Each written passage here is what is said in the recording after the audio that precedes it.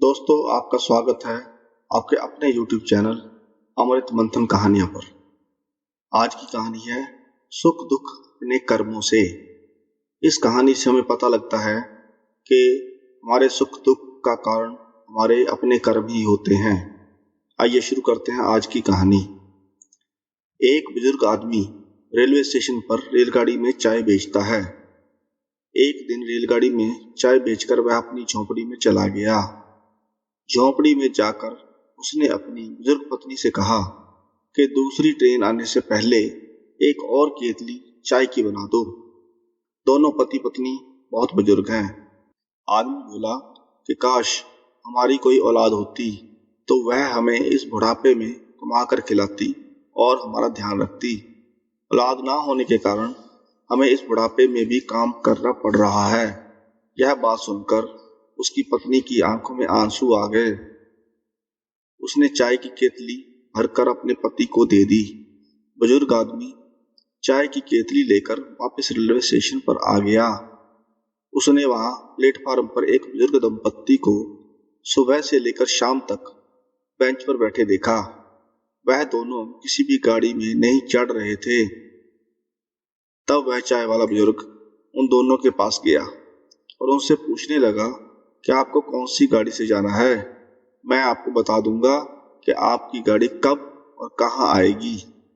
तब वह बुजुर्ग दंपत्ति बोले कि हमें कहीं नहीं जाना है।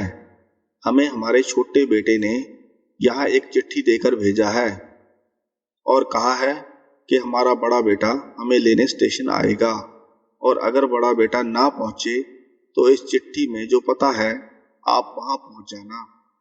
हमें तो पढ़ना लिखना आता नहीं है। आप हमें बस ये चिट्ठी पढ़कर ये बता दो कि यह पता कहाँ का है, ताकि हम लोग अपने बड़े बेटे के पास पहुंच जाएं। चाय वाले ने जब वो चिट्ठी पढ़ी तो वो वहीं जमीन पर गिर पड़ा। उस चिट्ठी में लिखा था कि यह मेरे माता पिता हैं। जो इस चिट्ठी को पढ़े वो इन्हें पास के किसी वृद्ध आश्रम में छोड़ आए। चाय वाले ने सोचा था कि मैं बेऔलाद हूँ, इस बुढ़ापे में काम कर रहा हूँ। अगर औलाद होती तो काम ना करना पड़ता। इस बुजुर्ग दंपत्ति के 2 बेटे हैं, पर कोई भी बेटा इनको रखने को तैयार नहीं है। संत जी संगत को यह घटना सुनाते हैं और संगत से पूछते हैं कि बताओ, औलाद होनी चाहिए या नहीं। संत जी कहते हैं कि सुख या दुख औलाद से नहीं मिलता। सुख दुख तो अपने कर्मों के अनुसार मिलता है। ना कोई औलाद सुख देती है और ना ही कोई औलाद दुख देती है। अगर आपके कर्म अच्छे हैं तो आप अकेले बैठे भी खुश रह सकते हो। अगर आपके कर्म बुरे हैं तो आप राजगद्दी पर बैठकर भी दुखी रहोगे।